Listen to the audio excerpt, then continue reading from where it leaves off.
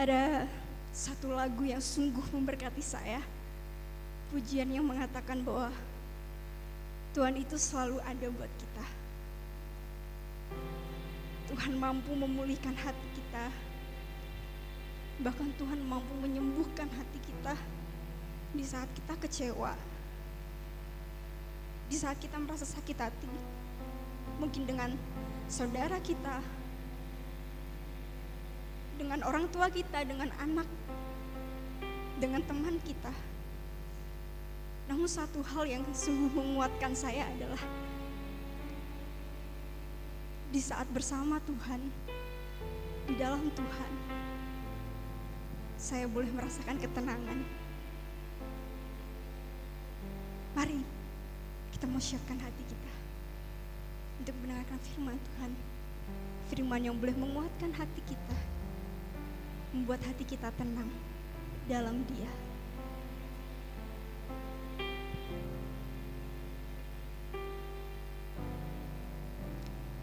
Bapa, Kau mendengar seruan hatiku,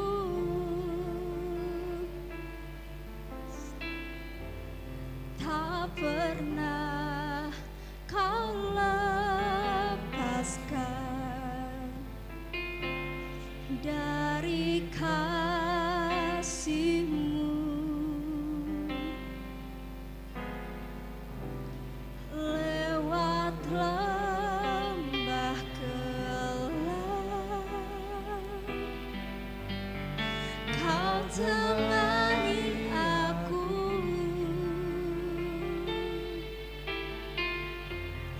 Roh-Mu bekerja selalu untuk kebaikanku.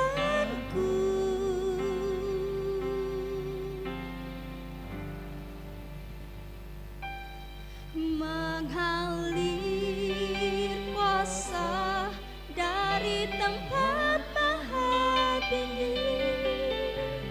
Bapa, kan Kau mulia, Kau hadir di sini, memulihkan hati, menyembuhkan yang terluka.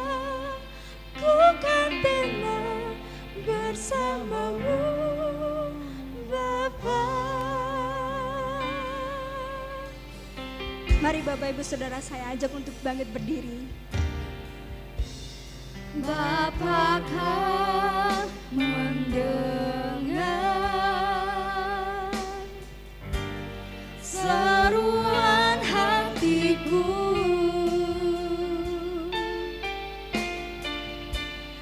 tak pernah Kau lepaskan dari kasih-Mu. Lewat lembah gelap, Kau temani aku.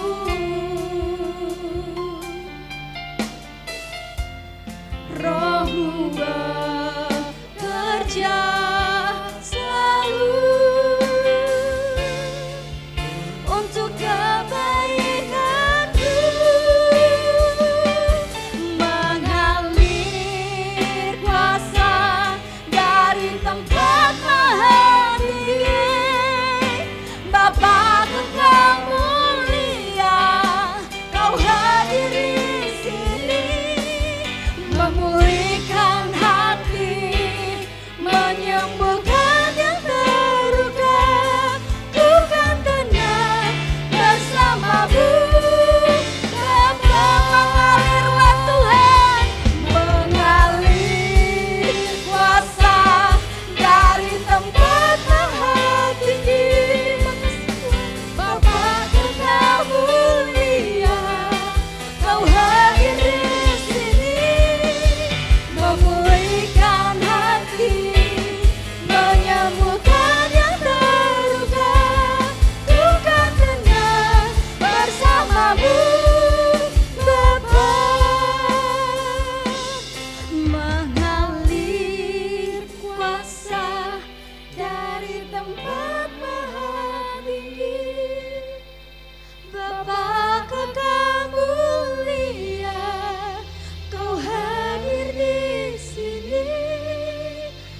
memulihkan hati, menyembuhkan yang terluka. Ku kan tenang bersamamu, Bapa. Dengan sungguh-sungguh katakan, mengalir kuasa dari tempat maha tinggi. Bapa, kan Kau mulia, Kau hadir di sini, memulihkan hati, menyembuhkan yang terluka. Ku kan tenang bersamamu, Bapa. Mengalir kuasa dari tempat maha tinggi. Bapa, kan Kau mulia, Kau hadir di sini, memulihkan hati, menyembuhkan yang terluka. Ku kan tenang bersamamu, Bapa. Ku kan tenang, ku kan tenang bersamamu, Bapa. Ku kan tenang, ku kan tenang bersamamu, Bapa.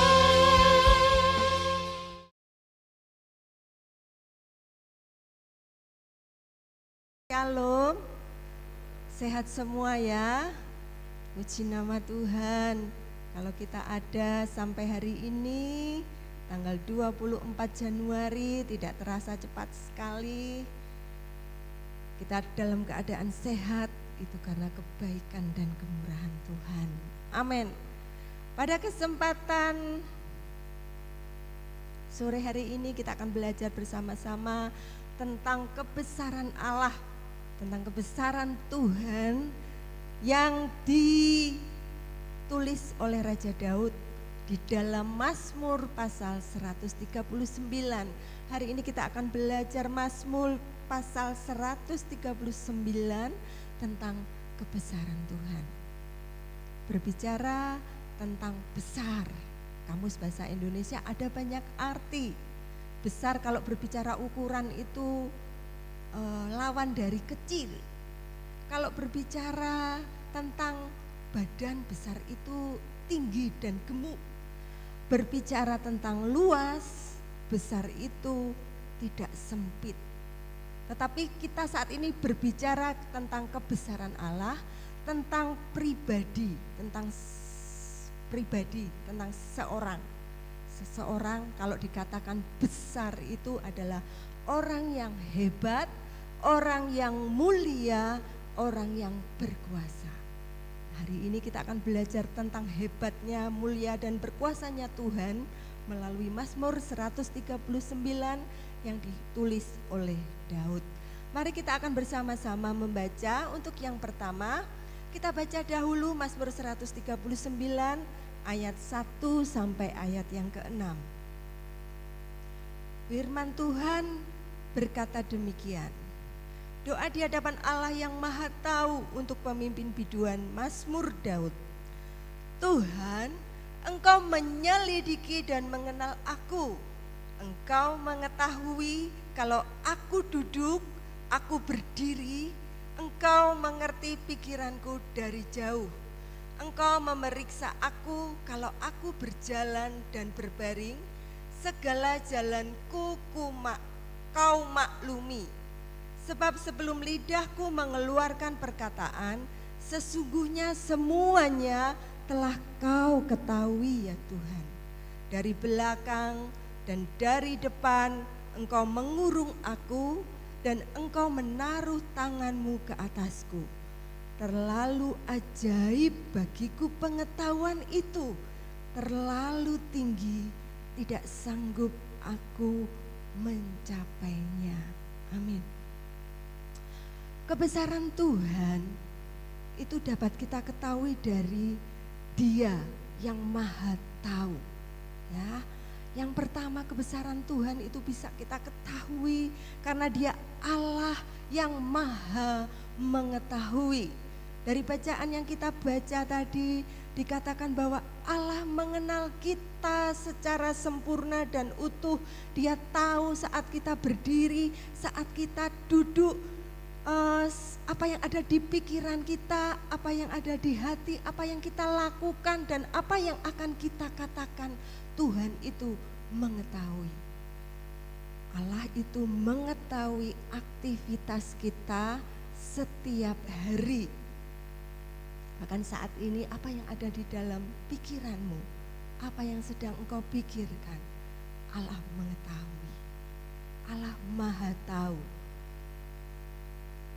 Sungguh besar Dia, tidak ada yang tersembunyi bagi Tuhan. Amin. Tidak ada yang tersembunyi bagi Tuhan.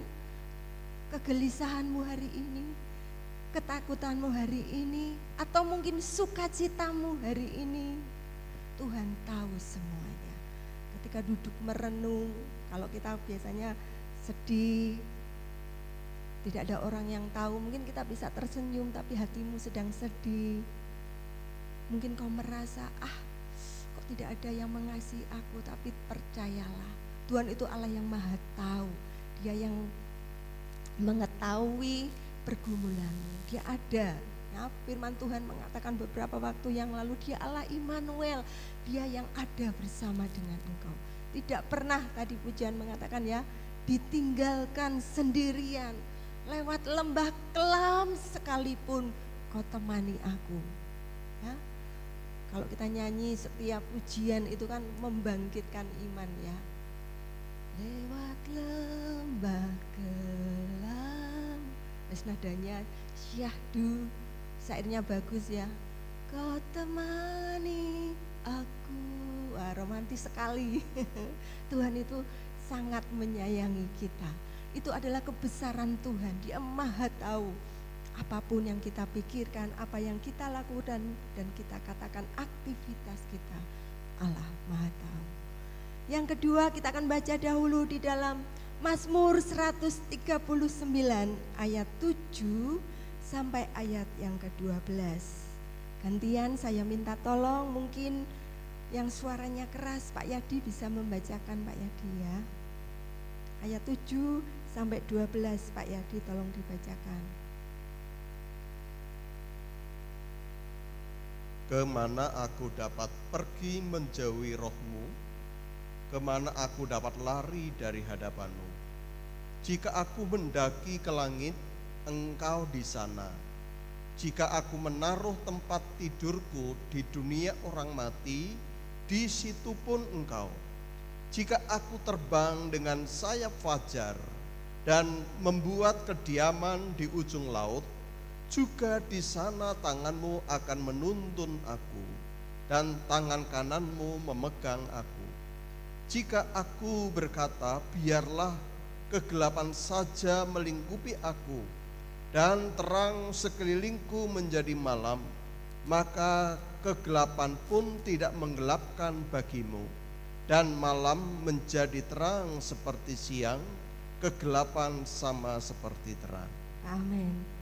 Bagian yang kedua, kebesaran Tuhan itu dibuktikan dengan keberadaannya yang sempurna. Keberadaan Tuhan yang sempurna. Dengan kata lain, Allah itu ada di mana-mana. Tadi kita telah membacakan, Ia berada di langit, Ia berada di tempat orang mati, Ia berada dalam kegelapan. Dimanapun, kemana aku pergi menjauhi roh-Mu, kita tidak bisa. Ke langit sampai ke ujung laut, kemanapun kita akan bersembunyi, tempat yang paling tersembunyi di tempat ini, di seluruh dunia, di tempat ini, Allah tahu. Karena Allah dikatakan keberadaannya sempurna. Allah ada di mana-mana. Jadi ketika kita sendirian pun sedang mengerjakan pekerjaan, jangan pernah merasa sendiri. Atau mungkin kita sedang bekerja di luar kota, tidak ada teman. Allah bersama dengan engkau. Allah ada di mana-mana. Kita bisa berkomunikasi dengan Tuhan dimanapun kita berada, karena Allah itu ada di mana-mana. Dia tidak hanya dibatasi ruang dan waktu, Dia ada di mana-mana. Saat kita menghadapi kesulitan, libatkan Tuhan. Mungkin tidak ada, Tuhan ini pekerjaan ini bagaimana ini Tuhan, ini kok ruwet, mungkin ya, aku tidak bisa menyelesaikan, Tuhan tolong beri hikmat aku, jalan keluarnya bagaimana. Atau saudara sedang mengalami sedih hati ketika menasehati anak Tuhan, ini gimana. Kadang saya sudah berkali-kali kan firman Tuhan mengatakan didiklah anakmu berulang-ulang-ulang. Kalau sekali dibilangi enggak nurut, firman Tuhan mengingatkan didik berulang-ulang. Tuhan, aku sudah berulang-ulang pagi, siang, malam. Dan itu kadang ibu-ibu ya membuat kita hatinya mau jengkel. Kadang kita emosi. Tapi saya telah belajar ketika menasehati tidak dilakukan, saya hanya berdoa. Karena kita percayakan doa sangat besar kuasanya.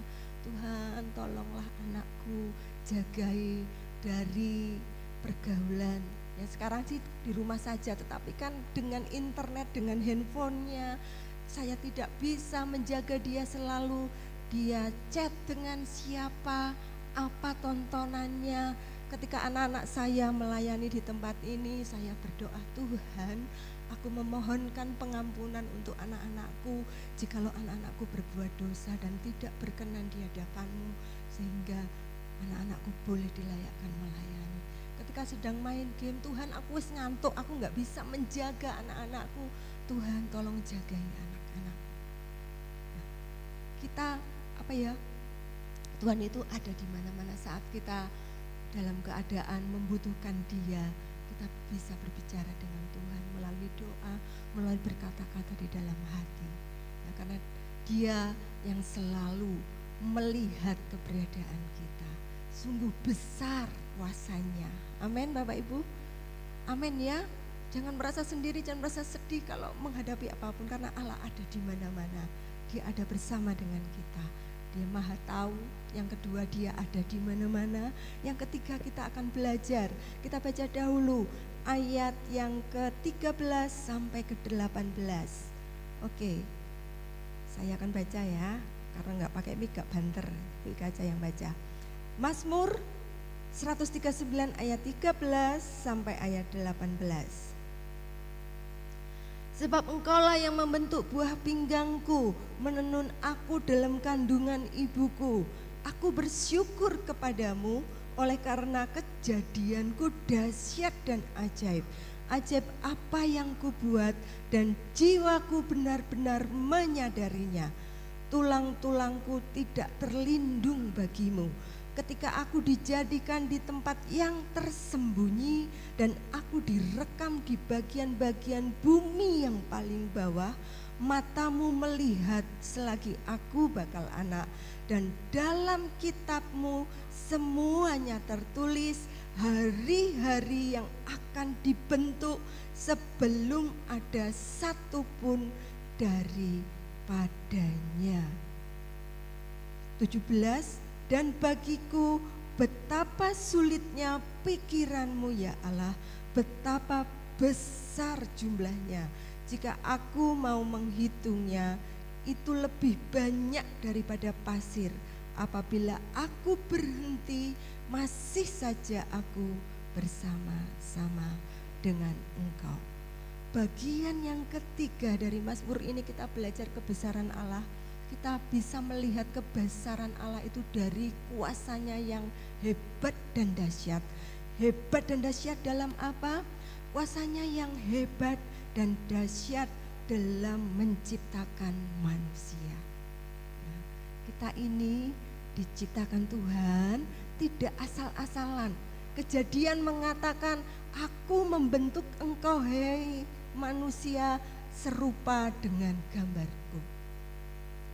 Tangan Tuhan yang berkuasa, yang membentuk Adam itu dan menghembusinya dengan roh kehidupan adalah tangan tangan Tuhan yang sama yang menciptakan saya dan Bapak Ibu Saudara semua. Amin.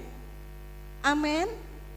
Jadi Bapak Ibu itu luar biasa, sama nilainya dengan Adam dan siapapun tokoh-tokoh Alkitab yang ada.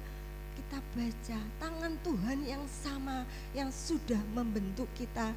Tadi dikatakan kan di ayat yang ke-13, membentuk buah pinggangku, menenun aku dalam kandungan ibuku. Itu tidak terjadi dengan kebetulan, itu ada tangan Tuhan yang berkuasa yang membentuk kita. Jadi kita ini adalah orang-orang yang luar biasa, diciptakan dengan tangannya Tuhan sendiri. Ya Bapak Ibu, kita orang-orang yang luar biasa. Oleh karena itu jangan kita berpikir, aku ki opo to yo, ora duwe kemampuan, aku ki ora cantik, jangan pernah berpikir seperti itu ya. Kita ingat kebesaran Tuhan, tangan Tuhan yang sama menciptakan orang-orang luar biasa, itu adalah tangan Tuhan yang sama menciptakan kita. Mungkin orang lain menilai, misalkan Esther Ika kalau dibandingkan dengan siapa, Natasha Wilona, cantikan Natasha, tapi di mata Tuhan sama, tangan Tuhan yang sama yang menciptakan bahwa saya dan Bapak Ibu Saudara dengan siapapun adalah manusia yang berharga di hadapan Tuhan. Tuhan menciptakan kita tidak dengan sembarangan. Tuhan mempunyai maksud dengan kita diciptakan. Oleh karena itu ketika kita dekat dengan Tuhan, selalu berkomunikasi dengan Tuhan, temukan talentamu. Tuhan itu mau pakai aku sebagai apa ya? Oh, kalau melalui ini keterampilanku, aku mau melatih keterampilan ini untuk memuliakan nama Tuhan.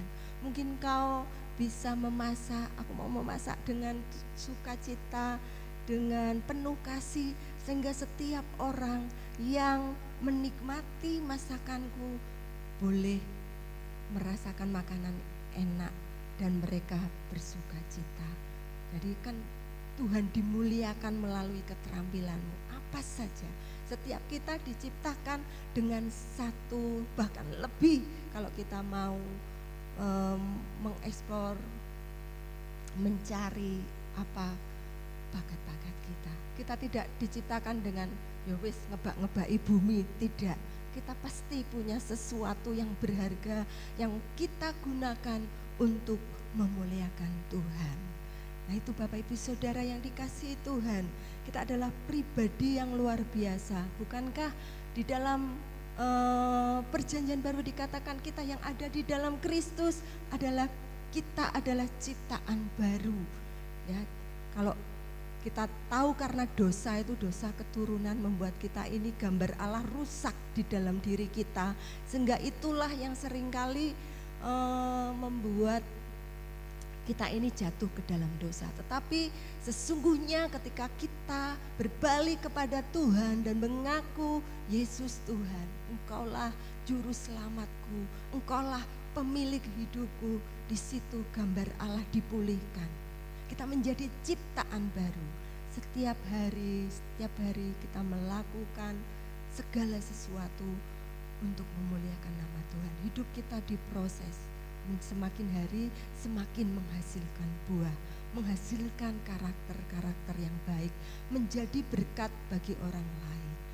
Nah itu yang ketiga.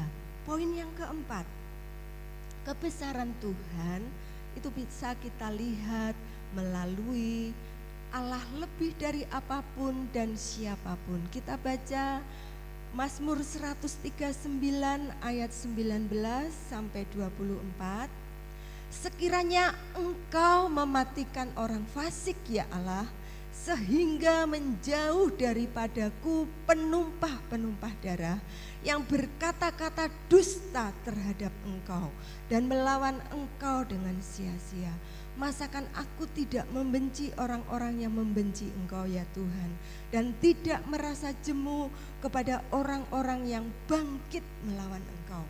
Aku sama sekali membenci mereka semua menjadi musuhku. Selidikilah aku ya Allah, dan kenallah hatiku. Ujilah aku dan kenallah pikiran-pikiranku. Lihatlah apakah jalanku serong, dan tuntunlah aku di jalan yang kekal. Dari ayat ini kita belajar dari Daud bahwa kebesaran Tuhan itu melebihi apapun dan siapapun. Ya. Bukti Allah lebih dari apapun dan siapapun. Allah lebih hebat dari musuh-musuhnya. Allah lebih hebat dari manusia. Daud telah melihat pertolongan Tuhan yang luar biasa di dalam kehidupannya untuk melalui segala macam tantangan di dalam hidupnya. Dia melihat pertolongan Tuhan, tangan Tuhan yang kuat yang sudah nolong Daud ketika dia menjadi raja mengalahkan musuh-musuhnya. Tetapi sesungguhnya siapa sih musuh kita? Allah lebih hebat dari musuh-musuhnya. Tadi dikatakan orang-orang musuh Allah itu adalah orang-orang yang membenci, melawan Tuhan. Tapi benarkah musuh kita itu adalah orang-orang jahat? Musuh kita sesungguhnya adalah penguasa di udara, si iblis, si raja kegelapan itu. 1 Petrus 5 ayat 8-9 dikatakan, sadarlah dan berjaga-jagalah, lawanmu si iblis berjalan keliling sama seperti singa yang mengaum-ngaum mencari orang yang dapat ditelan. Kuasa kegelapan itulah yang mempengaruhi orang untuk berbuat jahat. Kalau kuasa gelap itulah yang mempengaruhi pikiran hati sehingga orang-orang bisa melawan Allah, sehingga orang-orang bisa mengabaikan Tuhan, sehingga orang-orang tidak patuh dengan kebenaran firman yang sudah didengarkan. Membuat dia jauh dari Tuhan, semakin jauh dari Tuhan, tidak ada firman yang mengingatkan dia, membuat hatinya kadang menjadi beku, hatinya menjadi dipenuhi oleh pikiran-pikiran yang jahat. Kuasa gelap tadi dikatakan ya, si iblis mencari kesempatan, memangsa orang, berkeliling mencari orang yang siap dimangsa. Efesus 6 ayat 12 dikatakan, terjemahan Indonesia masa kini, sebab kita berjuang bukan melawan manusia, melainkan melawan kekuatan segala setan yang menguasai zaman yang jahat ini. Bapak Ibu, kita harus bisa mengalahkan ya kuasa-kuasa kegelapan yang jahat yang ada saat ini. Enggak ketok Mbak Ika, di setan, gambar setan yang menakutkan, tidak. Tetapi adalah kuasa-kuasa yang coba memengaruhi kita untuk menjauhkan kita dari Tuhan, yang mencoba membuat kita kalau sakit hati tidak mau mengampuni. Itu kan kita dikuasai oleh kuasa gelap. Masih saudara Bapak Ibu ke gereja tapi belum bisa mengampuni, hatimu itu masih dikuasai kuasa gelap. Karena firman Tuhan mengatakan kalau kamu punya amarah, berdamailah, jangan sampai matahari terbenam. Tapi kalau ada orang yang menyakitimu dan Bapak Ibu belum bisa mengampuni, walaupun Bapak Ibu sudah ke gereja terus menerus, berarti hatimu itu masih dikuasai kuasa gelap, belum bisa melepaskan pengampunan. Ya. Nah, dan kuasa iblislah ini yang selalu mengintimidasi kita. Seperti tadi dikatakan berjalan berkeliling mencari mangsa, mencari kita lengah. Yang mengintimidasi itu menyebabkan kita itu takut, menyebabkan kita itu gelisah dan menuduh kita. Halah wong kowe mbiyen kaya ngopo kok saiki pelayanan, kok tekun-tekun. Ora usah dadi pelayan Tuhan. Mulai dadi pelayan Tuhan ki banyak banyak yang nanti mengkritik, oh nyanyinya fales.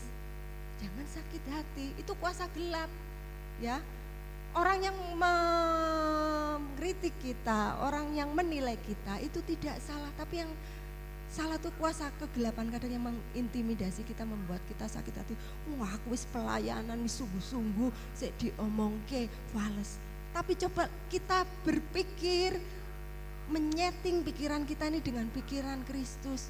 Oh, ada orang lain yang berkata suaraku masih fales ya. Berarti aku harus banyak latihan. Beda kan Bapak Ibu? Ketika Bapak Ibu menghadapi suara ini fales atau tadi song leader, kamu akan sakit hati. Tetapi ketika kita menanggapinya tidak lengah, tidak dipengaruhi iblis yang mengintimidasi kita, wong kowe wis pelayanan, sik dikoreksi, sik diomongi. Nah, itu mencoba membuat kita lemah. Tapi kalau kuasa Kristus yang ada menaungi kita, mendengar perkataan seperti itu, oh berarti aku harus latihan. Lebih banyak latihan. Karena kan kalau memimpin pujian, kalau satu lagu gitu kan mulus. Tapi kan kalau berdiri di sini memimpin pujian dalam waktu setengah jam, nah itu kan butuh latihan nafas. Untuk menyampaikan nada tinggi itu butuh latihan. Itu latihan supaya bisa. Nah, ketika kita tidak dipengaruhi, tidak diintimidasi oleh kuasa iblis, tapi kita melihat itu sebagai hal yang positif, itu akan membangkitkan engkau. Nah, saya belajar ya, saya belajar ketika dulu saya belum bisa mengerti tentang hal ini, adanya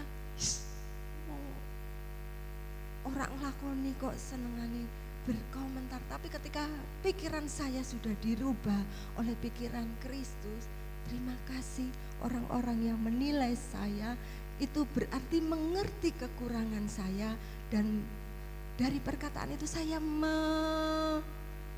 belajar lebih lagi sehingga menjadi lebih baik. Nah itu Bapak Ibu ya, kalau ada orang berkata yang buruk tentang dirimu, patahkan dalam nama Tuhan Yesus. Ketika malam hari, saya sering mengajarkan kan, kalau malam hari, Tuhan hari ini aku sudah melakukan ini. Ada orang berkata tentang aku begini, benar enggak Tuhan? Kalau benar, Tuhan ajar aku mau dengan rendah hati menerima. Kalau itu tidak benar dan menyakiti hatimu, kau bisa berkata, Tuhan berikan aku hati yang luas, yang mengampuni. Setiap saat seperti itu. Kalau kita selalu berkomunikasi dengan Tuhan, ketika kita berbuat salah, Tuhan itu yang akan mengingatkan. Nah itu kebesaran Tuhan ya. Allah lebih hebat dari musuh-musuh kita. Tuhan itu sudah mematahkan kuasa kegelapan di kayu salib. Ketika ada pikiran-pikiran dari si iblis yang jahat yang mencoba mengintimidasi kita, yang mencoba merasuki kita untuk kita mungkin berbuat jahat, membuat kita lemah, membuat kita tidak setia dan lain sebagainya yang buruk-buruk, patahkan dalam nama Yesus. Kuasa iblis aku patahkan. Darah Yesus berkuasa, kuasa Tuhan lebih berkuasa. Allah hebat, lebih hebat dari kuasa iblis, lebih hebat dari manusia, siapapun yang mencoba membuat kita lemah. Nah itu Bapak Ibu Saudara yang dikasihi Tuhan, kebesaran Tuhan yang ditulis oleh Raja Daud dalam Mazmur 139. Kita bisa melihat Allah yang hebat, Allah yang luar biasa itu karena Dia Maha Tahu.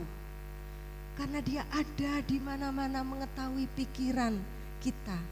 Ya, tadi Maha Tahu mengetahui pikiran kita, ada di mana-mana. Engkau tidak sendirian, Dia Allah Immanuel. Yang ketiga dikatakan tadi, Dia hebat dalam menciptakan kita. Jadi jangan merasa kita ini tidak berharga. Kita adalah orang yang luar biasa. Dan yang keempat, Dia Allah yang melebihi siapapun dan apapun. Amin Bapak Ibu. Melebihi siapapun dan apapun. Pokoknya Tuhanmu itu luar biasa. Ada banyak pujian kan tadi. Nyanyian pujian bagimu untuk mengagungkan kebesaran Tuhan. Tuhan, namamu besar dan layak dipuji. Kuasamu terlebih besar. Pujian-pujian kita itu kalau kita nyanyikan dengan sungguh-sungguh, itu sungguh membangkitkan iman kita. Tak terbayang kebesaran dan tak terbanding